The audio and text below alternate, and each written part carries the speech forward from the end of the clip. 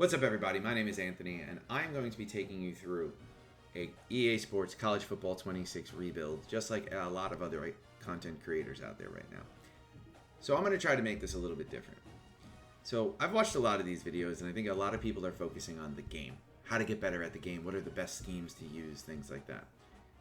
I am going to try to come at this from a slightly different perspective, because that's the only way I know how to do things in life. My perspective that I want to take with you is I would like to teach you guys something.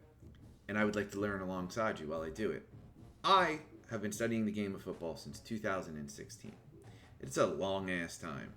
It's been 9 years. I started with a clipboard going through old TiVo recordings of NFL games, trying to figure out schemes and stuff from the broadcast view. Eventually that went on to finding coaches' film. And now I have over 100,000 plays graded, a film grade database that basically, if you were to look at it, looks like a less complete version of Pro Football Focus.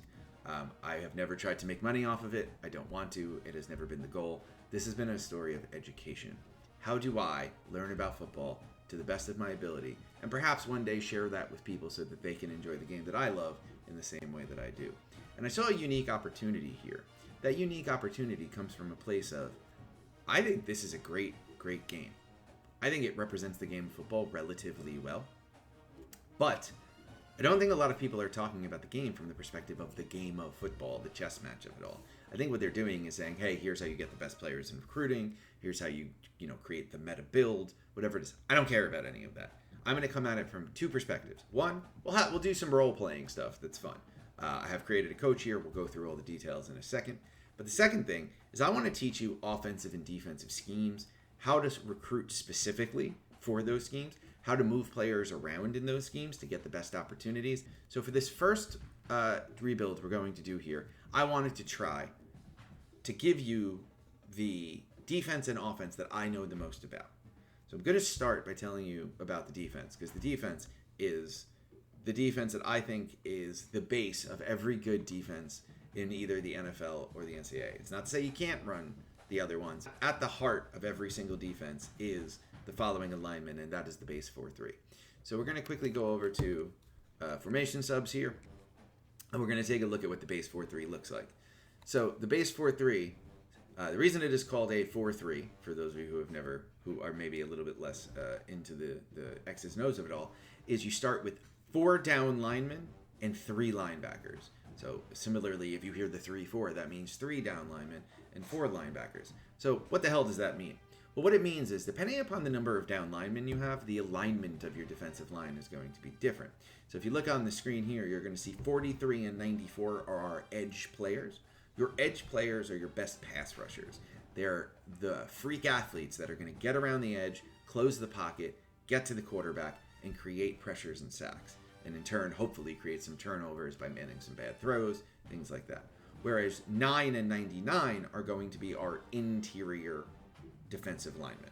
What that means is they're going to play inside of the edges. They're there mainly to stop the run, but they need to be able to, on third down, push that pocket a little bit and get some cleanup. Sometimes, if you get really lucky and you can find a guy who can play the interior defensive line and get a ton of pass rush, that is the thing that can make a 4-3 defense really, really lethal. Then at the linebacker level, we're not looking for big thumper kind of players.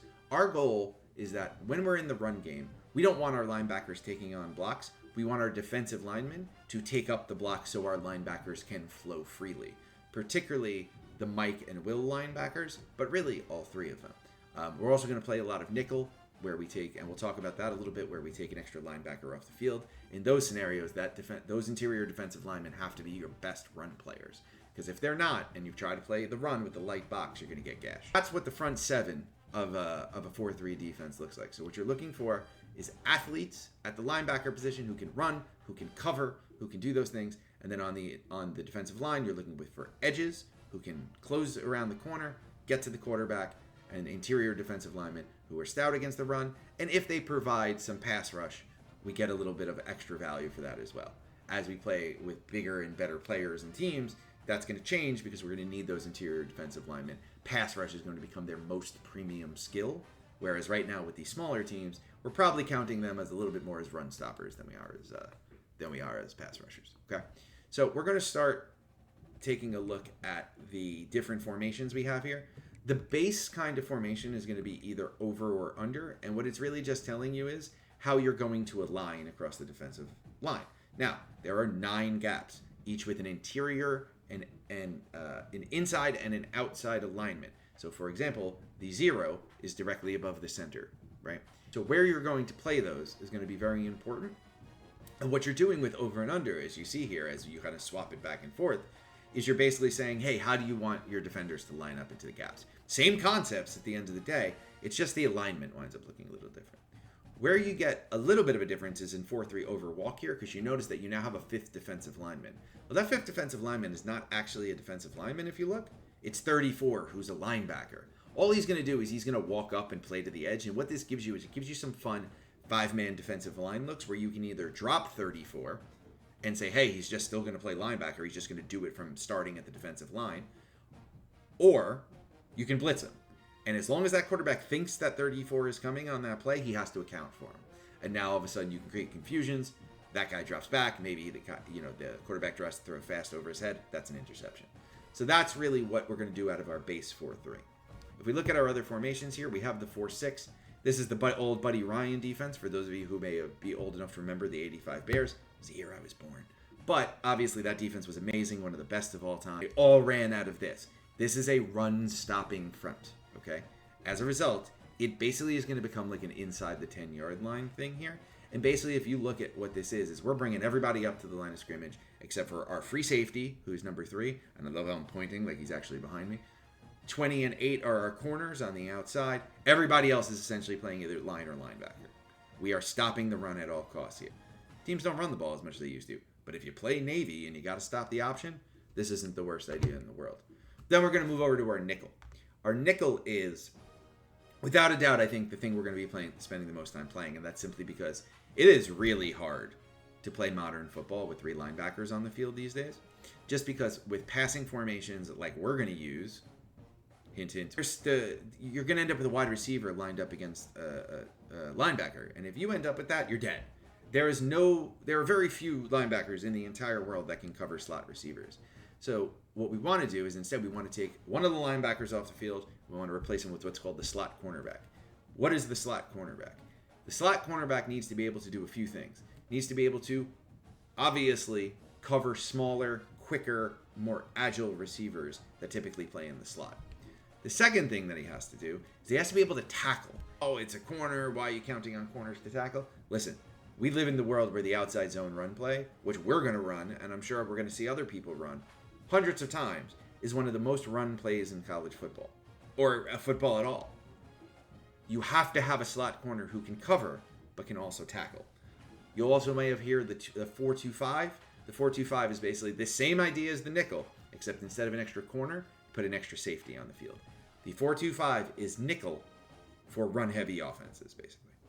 Everything else you're going to look at here in all these different formations is just about the alignment of the defensive line. So let's start with over. Over is our base. So if you notice, we have 0, 9, 99, and is it? Oh, hold on. Wait a minute. Let's take a look. I might be wrong. So yes, we're going to have 0 as our outside edge. They moved him down to edge. That's what they did. And then we're going to have DeAndre Lynch, who's our interior defensive lineman. Cole Daniels, who's our interior defensive lineman. And then 43, Chris Trinidad, who is our other edge.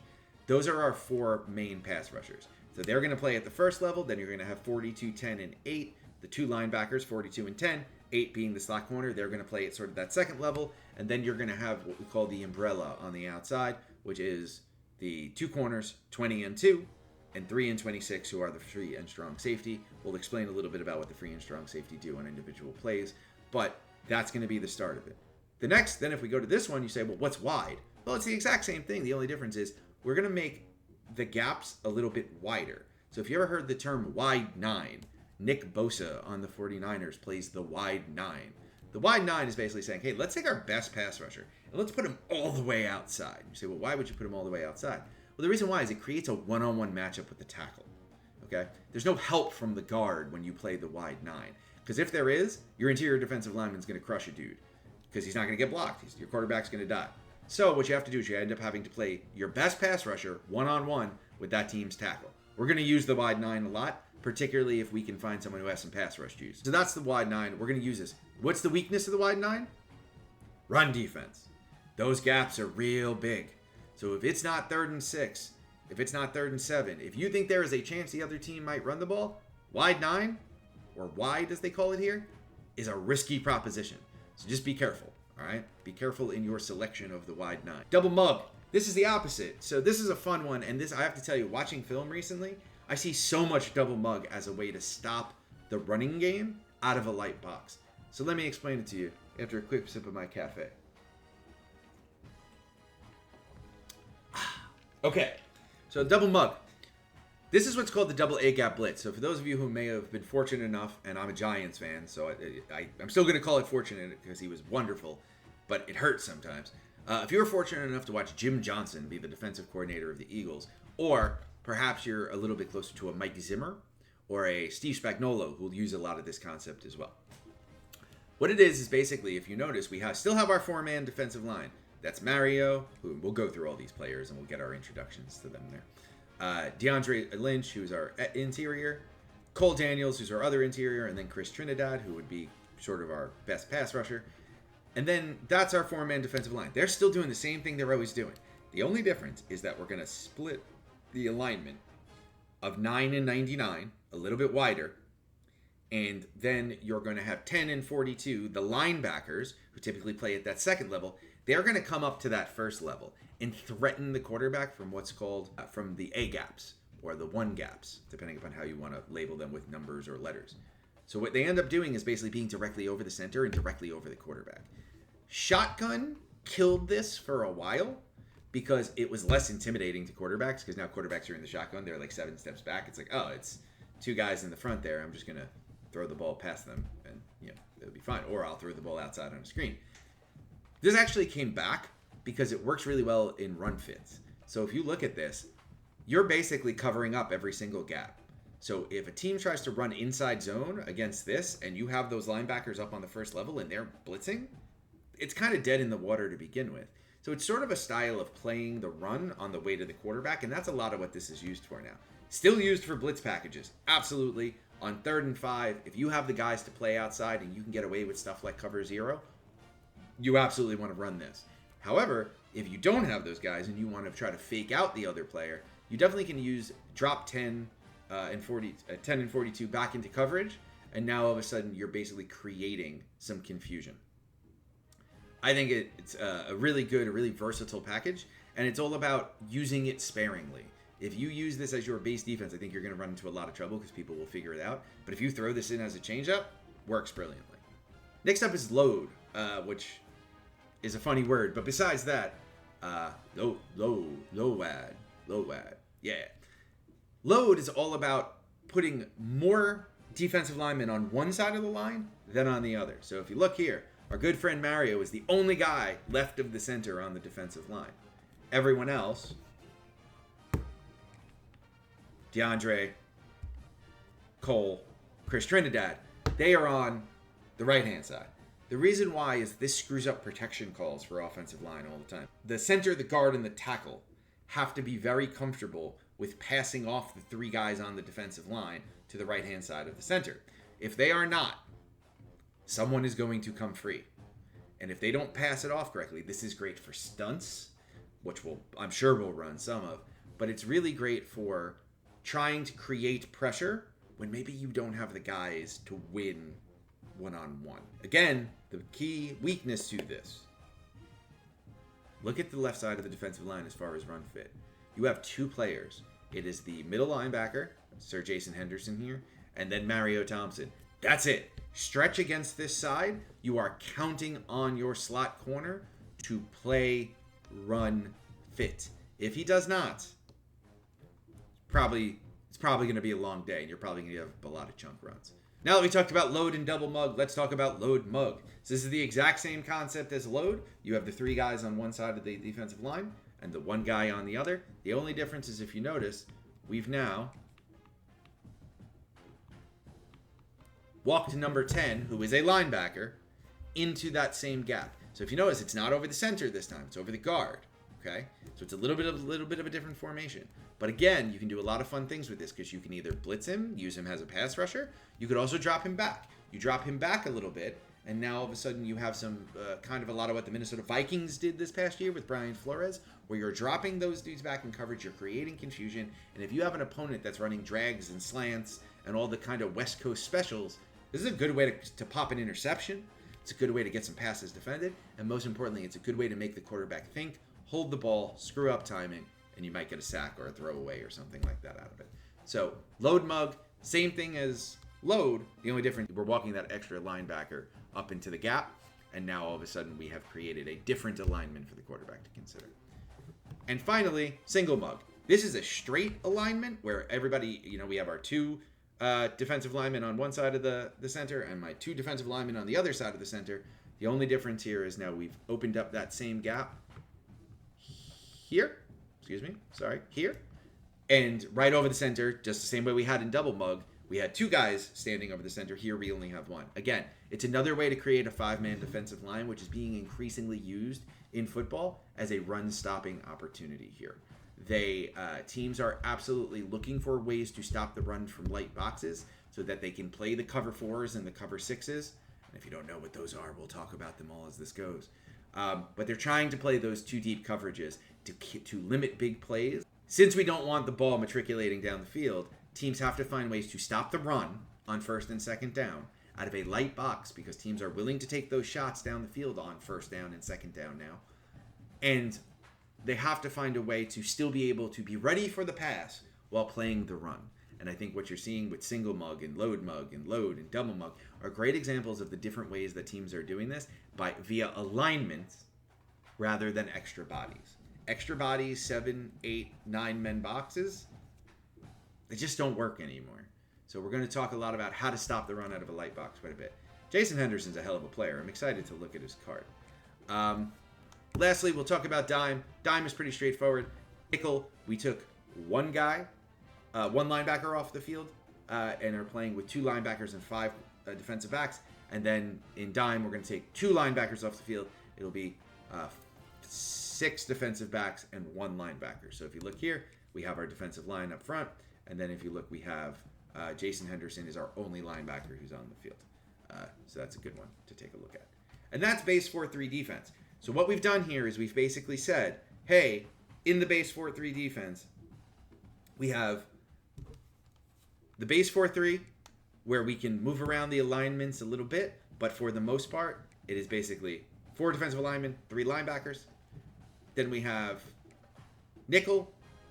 We're going to have 4 defensive linemen, 2 linebackers, and really the only difference between any of these different subsets here is just how we align those 6 guys in the front. Do we align them all at the line of scrimmage? Do we align them at 2 levels?